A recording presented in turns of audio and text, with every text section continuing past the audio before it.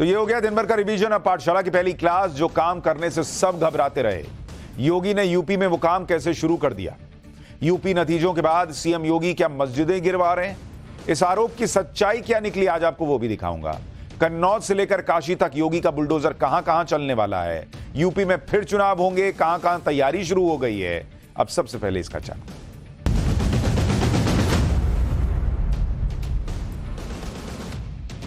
Election result आए 3 हफ्ते बीत चुके हैं, लेकिन यूपी की बात लगातार चल रही है। यूपी में जिस तरह के नतीजे आए, उससे कुछ लोग ये कह रहे हैं कि वहां पर मुख्यमंत्री योगी आदित्यनाथ की धमक पर कुछ असर पड़ेगा। लेकिन योगी आदित्यनाथ ने अपने सारे विरोधियों को गलत साबित कर दिया। चुनाव नतीजों के बाद जिस तरह से सीएम योगी धड़ाधड़ एक्शन ले रहे हैं, उससे मैसेज क्लियर है कि योगी आदित्यनाथ वो नेता नहीं है जो बैकफुट पर चले जाएंगे। सारी अटकलों और अफवाहों पर फुल स्टॉप लगा चुके हैं। पीएम मोदी ने इशारों में यह भी बता दिया कि सीएम योगी जो कर रहे हैं वो ठीक है। उनको एक तरह से कंधे पर उन्होंने हाथ रखा, पीठ थपथपाई, और ये बार बार हो गया। यानी मैसेज क्लियर है कि भाई आप काम करते रहिए। और कल ही वाराणसी में पीएम मोदी और सीएम योगी एक साथ मंच पर दिखे भी। यानी यूपी में सब ठीक है, और जो ठीक नहीं है उसे मुख्यमंत्री योगी ठीक करने में जुट गए। चाहे अतिक्रमण का मामला हो, अवैध निर्माण का मामला हो, वीआईपी कल्चर की बात हो, या फिर अधिकारियों की लापरवाही हो, जितने भी लूज एंड पॉइंट्स थे ना, मतलब ढीले पड़े हुए मामले, सीएम योगी सबको टाइट कर रहे हैं कायदे से। जैसे सीएम योगी तो इस तरह से एक्शन में है कि यूपी में अब वो काम हो रहे हैं जिसके बारे में पहले की सरकारें सोचने से भी घबराती रहीं। लखनऊ में कुकरैल नदी के किनारे सालों से अतिक्रमण हो रहा था। धीरे धीरे कुकरैल नदी एक नाले में बदलती चली गई और उसके किनारे पर अकबर नगर नाम से बस्ती बन गई। पहले की सरकारों ने इस समस्या पर ध्यान ही नहीं दिया। भाई अकबर नगर बढ़ता चला गया, कोई देख नहीं रहा तो बढ़ रहे हैं। वोट बैंक और एक खास समुदाय के नाराज होने के डर से पहले की सरकारों ने कोई एक्शन नहीं लिया। लेकिन सीएम योगी ने बिना किसी डर के कोर्ट के आदेश को लागू करवाया। अकबर नगर में जितना भी अवैध निर्माण था, बॉस सब गिरा दिया है। अकबर नगर में सब सन्नाटा कर दिया है। आप देखिए, अकबर नगर में 10 दिन तक बुलडोजर अभियान चला। 10 दिन में अकबर नगर को पूरा समतल कर दिया। 1100 मकाने, 101 दुकानें सब तोड़ दी गई। अकबर नगर में बुलडोजर एक्शन पर खूब हाय तौबा भी मचाई गई, राजनीति की गई। सीएम योगी पर आरोप लगाया गया कि मुसलमानों पर बुलडोजर चलवा रहे हैं। सीएम योगी इससे रुकने वाले हैं। उनके सामने कोर्ट का आदेश था, पूरा करवाना था, पूरा करके छोड़ा। अकबर नगर में मुसलमानों के साथ हिंदू भी रहते थे, उनके घरों पर भी बुलडोजर चला और जो लोग विस्थापित हुए उनको घर भी दिया जा रहा है। अकबर नगर में योगी सरकार ने जिस तरह से एक्शन लिया है, उसकी तस्वीरें आप देखिए। कुकरैल नदी के किनारे अकबर नगर बसा हुआ था। अब कहां अकबर और कहां नगर, सब सन्नाटा हो गया है। किनारे भी नहीं, बल्कि कुकरैल नदी को ही ये लोग अतिक्रमण करके नदी की जमीन पर इमारतें खड़ी कर दी थी। मामला कोर्ट में गया और सुप्रीम कोर्ट ने भी माना कि इस जगह को खाली कराना चाहिए। सुप्रीम कोर्ट के आदेश के बाद अकबर नगर में बुलडोजर एक्शन शुरू हुआ तो लगातार 10 दिन तक अकबर नगर में बुलडोजर की गूंज सुनाई देती रही। इधर लोग नैरेटिव सेट करते रहे, चिल्लाते रहे कि देखिए मुसलमान पे हो रहा है, मुसलमान। ये सब सुनने वाले हैं योगी। वहां हिंदू का घर भी था, मुसलमान का भी घर था, कोर्ट का आदेश था, चल गया बुलडोजर। 10 जून से शुरू हुआ बुलडोजर एक्शन, अब जाकर खत्म हुआ और इस दौरान एक एक अवैध निर्माण को तोड़ दिया गया। लखनऊ नगर निगम, एलडीए और पुलिस प्रशासन की मौजूदगी में अभियान पूरा कर लिया गया। आज अकबर नगर पूरी तरह से समतल हो गया है। अगले 10 दिन में यहां से मलबा भी हटा लिया जाएगा।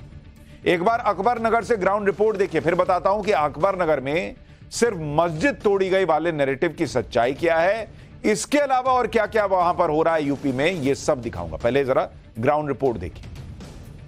अकबर नगर में चल रही यूपी के अब तक सबसे बड़े अतिक्रमण हटाओ अभियान के तहत धर्म स्थल को जमींदोज किया गया। बीती रात राज्य सरकार ने, लखनऊ जिला प्रशासन ने बैरिकेटिंग करके यहां पर आने वाले ट्रैफिक को रोक दिया और सबसे पहले जो 2 मस्जिद बनी थी उनको जमींदोज किया गया। सामने मलबा नजर आएगा, एक मदरसा भी इनके बगल में बना था, उस मदरसे को भी जमींदोज किया गया है। इसके अलावा क्योंकि यहां पर हिंदू परिवार भी रहा करते थे तो 3 मंदिर रोड किनारे बने हुए थे, उनको भी जमींदोज किया गया है। लेकिन उससे पहले जो मूर्तियां थी उन्हें दूसरी जगह स्थापित किया गया और उसके बाद मंदिरों को भी हटा दिया गया। कुल मिलाकर पूरा जो अकबर नगर फेज 1 और फेज 2 इलाका वो अब जमींदोज कर दिया गया है। जेसीबी लगभग 10 दिन चली और पूरे इलाके को अवैध अतिक्रमण से मुक्त करा लिया गया।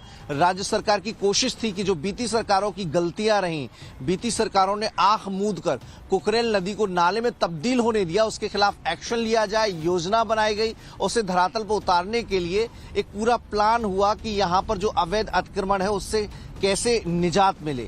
मामला कोर्ट में भी गया, कोर्ट ने भी राज्य सरकार के पक्ष को सही मानते हुए इस पूरे इलाके को खाली करवाने के निर्देश दिया।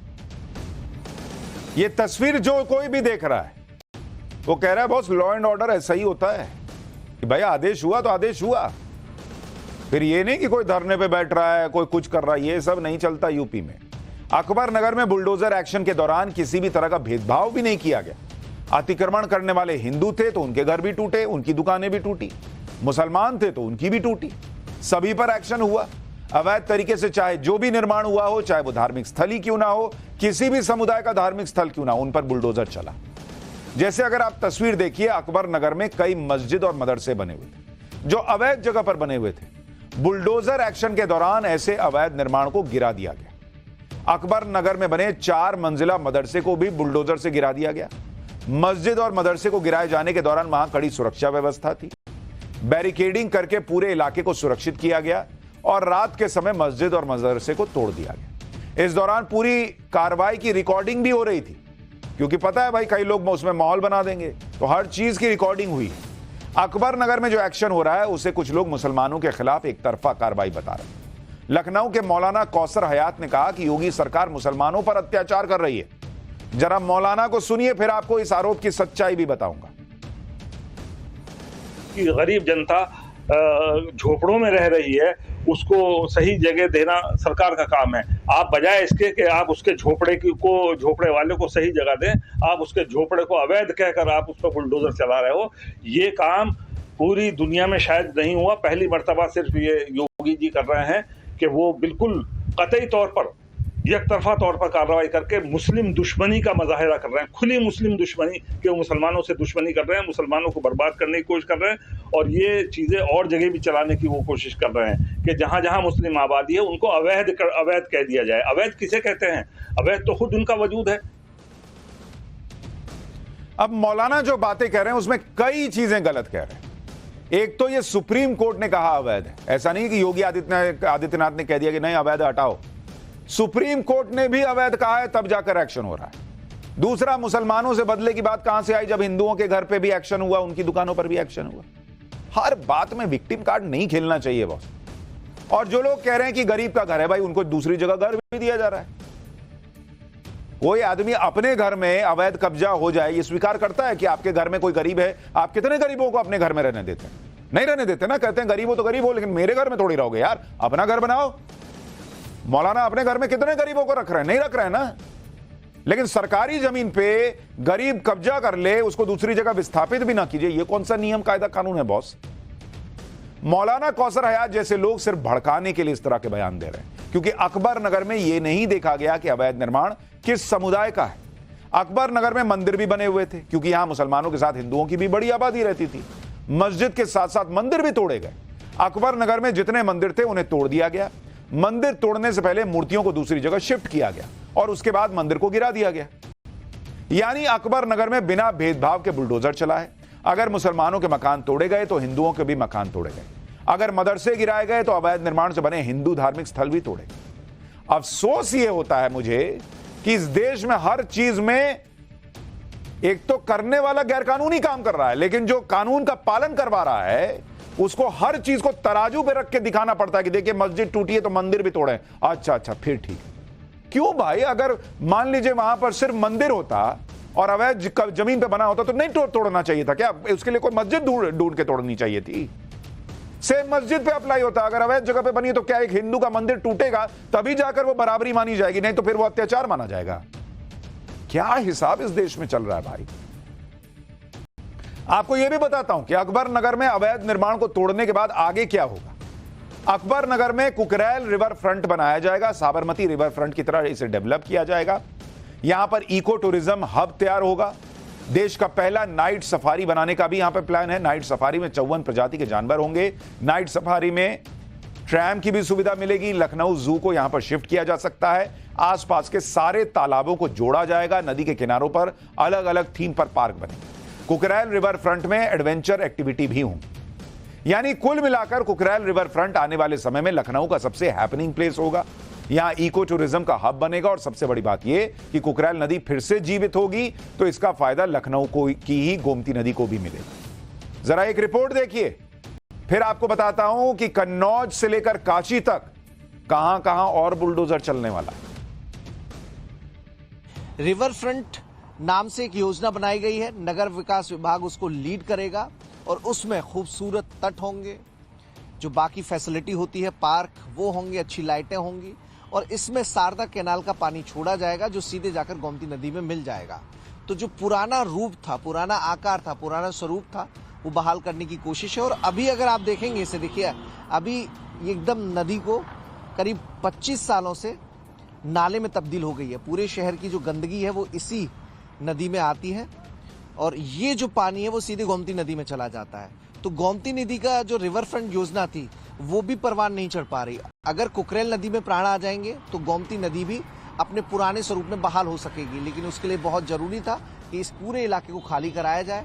पूरे इलाके को खाली करा लिया गया है और इस एक हफ्ते के भीतर पूरे जो इलाका है उसको समतल कर लिया जाएगा।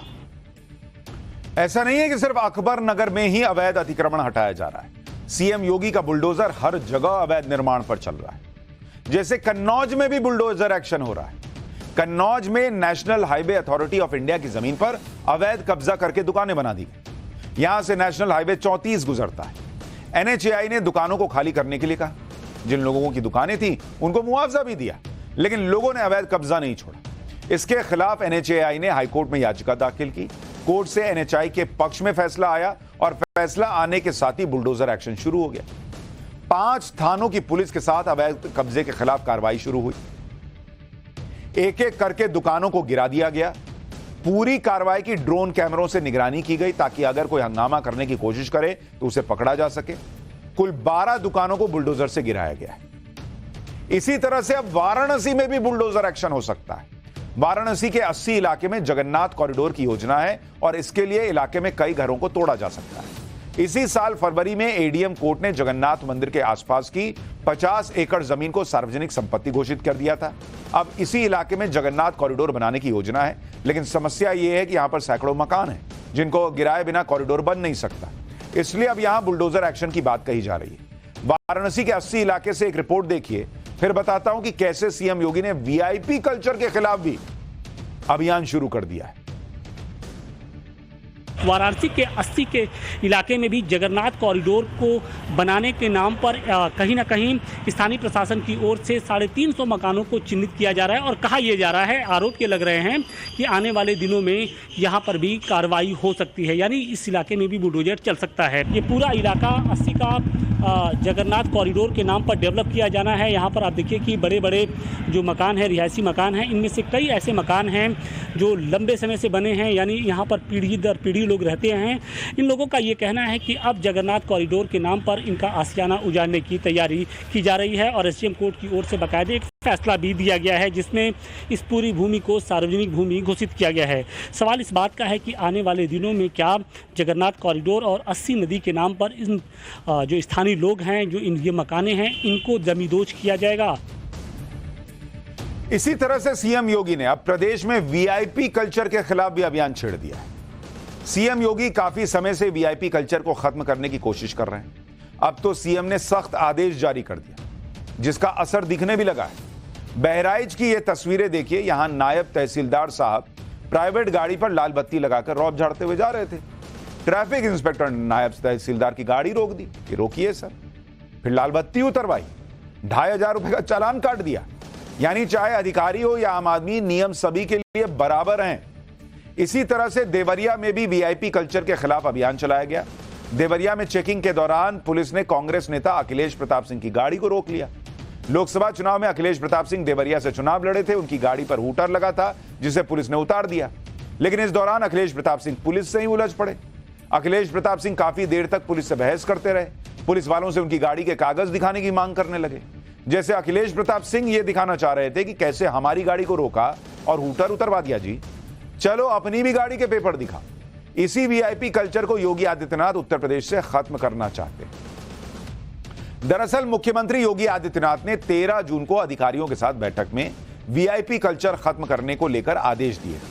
सीएम योगी कैटेगोरिकली कह चुके थे कि सरकारी गाड़ी हो, प्राइवेट गाड़ी हो, किसी पर भी हूटर या प्रेशर हॉर्न नहीं होना चाहिए। वीआईपी काफिले में भी सबसे आगे वाली गाड़ी में ही हूटर होगा, वो भी तय ध्वनि सीमा में बजेगा। जिन गाड़ियों के शीशों पर ब्लैक फिल्म है उनके खिलाफ एक्शन लिया जाएगा। प्राइवेट गाड़ियों पर लाल या नीली बत्ती लगाने वालों पर भी एक्शन होगा। सीएम योगी के इस आदेश के बाद लखनऊ समेत कई शहरों में वीआईपी कल्चर के खिलाफ अभियान शुरू हो गया। लखनऊ में तो कई बीजेपी नेताओं के साथ साथ विपक्षी नेताओं की गाड़ियों से भी हूटर और ब्लैक फिल्म हटाई गई। यानी आदेश क्लियर है, चाहे कोई हो, किसी पार्टी का हो, सभी को नियमों के अनुसार ही चलना होगा बॉस। यानी मुख्यमंत्री योगी प्रशासन के स्तर पर फुल एक्टिव है, साथ ही आने वाले चुनावों के लिए तैयारी भी कर रहे हैं, क्योंकि यूपी में 10 सीटों पर अब उपचुनाव होने वाले हैं। इनमें से 9 विधानसभा सीटों पर जो मौजूदा विधायक थे अब वो सांसद बन गए, इसलिए वहां उपचुनाव होगा। जबकि कानपुर की सीसामऊ सीट से समाजवादी पार्टी के विधायक इरफान सोलंकी को 7 साल की सजा हो गई। अब आप ये देखिए कि इन सीटों पर फिलहाल क्या समीकरण है, कौन मजबूत है, कौन कमजोर है और क्या हो सकता है। जैसे गाजियाबाद की सीट है विधानसभा की, यहां से विधायक अतुल गर्ग अब गाजियाबाद के सांसद बन गए, तो यह सीट खाली हो गई।